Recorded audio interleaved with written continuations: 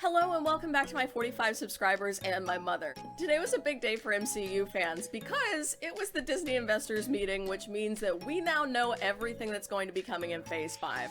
Phase 5 is everything basically from January 2021 to like the beginning of 2023. So, we know quite a lot, and we also got 3 full-length trailers for the coming Disney Plus series. Those include a second trailer for WandaVision, a first trailer for Loki, and a first trailer for Falcon and the Winter Soldier. Today what I want to do, and I know it's going to be a lot, I want to do a reaction to every one of those trailers and also do kind of a final analysis of the whole of Phase 5. So that's going to be a lot. I'm definitely not going to be able to cover all of that in one video. So what I'm going to do an individual reaction for each of those trailers and kind of a final roundup video of just my thoughts on everything in Phase 5. So I'm really excited to do that. This video, the one that you're watching right now, is actually going to be the reaction to the Falcon and the Winter Soldier trailer. So if you like this one, make sure to subscribe so that you get notified when the next 3 come out, because they're going to be coming out over the next probably day or so. So go ahead and do that, and let's go ahead and pop right in to this trailer.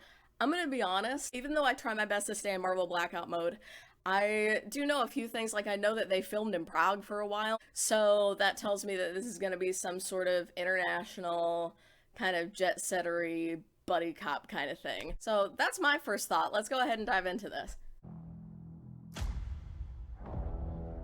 The legacy of that shield is complicated. I'm not entirely sure that this is the case or not, but I'm going to go ahead and assume that this takes place pretty much immediately after Avengers Endgame.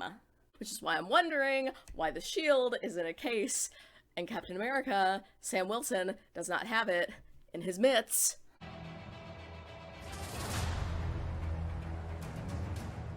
The world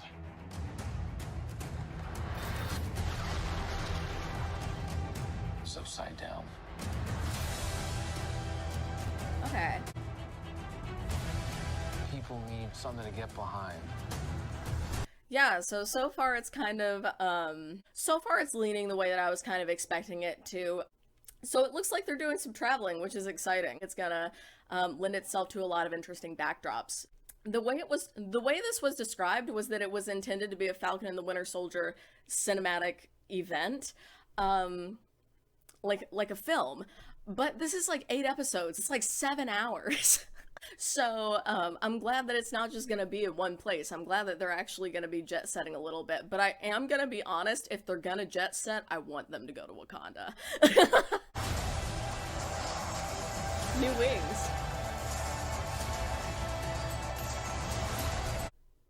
Oh, okay.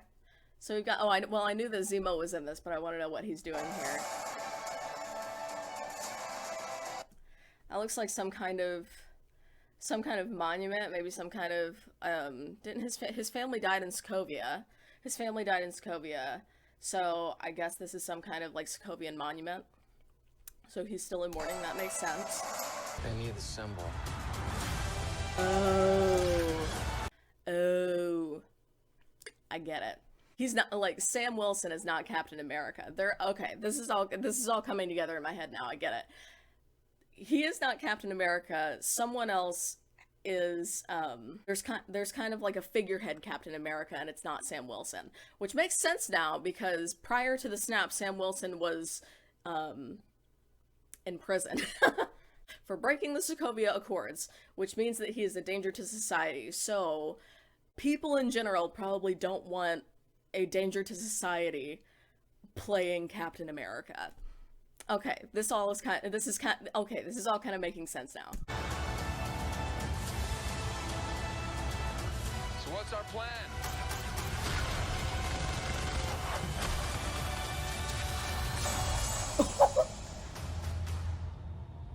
So no plan. Great. I don't think we've ever seen that guy before. That was very Captain America, just cannonballing head first out of a plane. No parachute. It's very Captain America of him. Good job.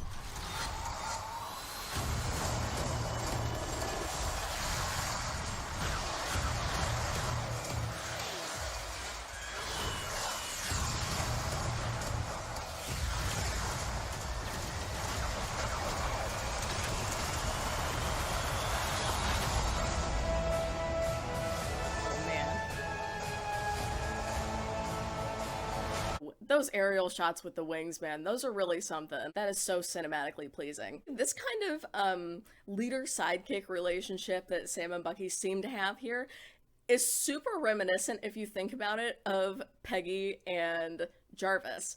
Because it seems just kind of like light and fun and bros being bros, as opposed to like, you know, Steve and Bucky, where it was like, I'm with you to the end of the line, Pat. They're very intense with and about each other, and I don't get any of that here. Like, these are just two dudes being these are just dudes being bros, bros being dudes.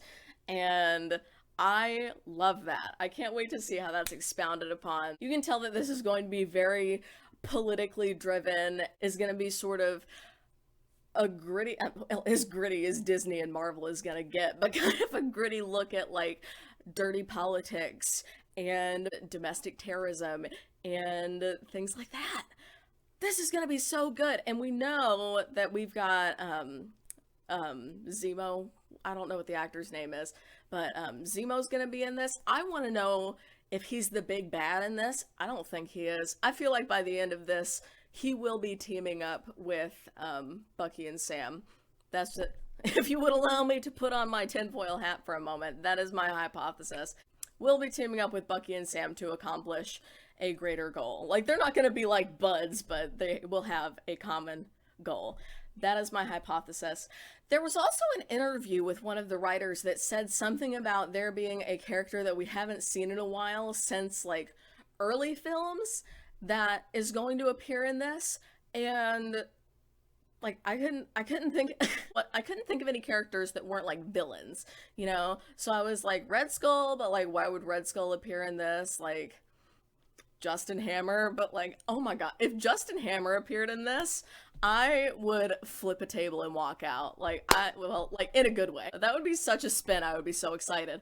But like that maybe, but like why would that ever happen? The only thing that I can think of is that they're really hyping, like, Thunderbolt Ross, which, like, if he doesn't appear in this, honestly, lost opportunity, because this is, like, the perfect thing for that character to appear in. Like, honestly, I would feel slighted if that character wasn't in this, you know? Like, you don't have to hype it, it's something that is kind of required in a plot like this. Or at least the plot that I think is going to, transpire. Sharon Carter's gonna be in this, too. She wasn't in the trailer. Don't know what she's gonna do, but she's gonna be in it, and that's great. I so hope that they're not gonna make her a love interest for Bucky. Oh my god. Like, I basically know it's gonna happen, but I really hope it does. I so hope that they don't just bring her in to make her a love interest for Bucky. I really, really want better for that character, because she could be so interesting. She could be an integral part of the plot, and they just won't utilize her. So I really hope that they do in this. This has got me hyped, honestly. I've got to be honest, this is one of the Marvel properties that I probably know the least about, but it looks really cool. It looks cool, and I'm always one for politics and drama and a little bit of comedy, and I definitely feel that that's what this is gonna be. We don't have long to wait. It comes out in March. What else can I say? This is gonna be so good. I'm surprised by how cinematic it was. I feel like my expectation with Marvel TV shows is kind of, well, I guess this isn't a TV show. I guess this is more of a cinematic experience, but you know, my expectations are a little bit skewed with the TV shows, because if you remember how, like, not garbage, because it wasn't garbage, but you could tell that there was a definite drop in quality between, like, the shows that appeared on ABC, Agent Carter, Agents of S.H.I.E.L.D., those kinds of things, and, like, the films, which obviously, like, TV and film are two completely different mediums. This is very cinematic. Like, if you threw this up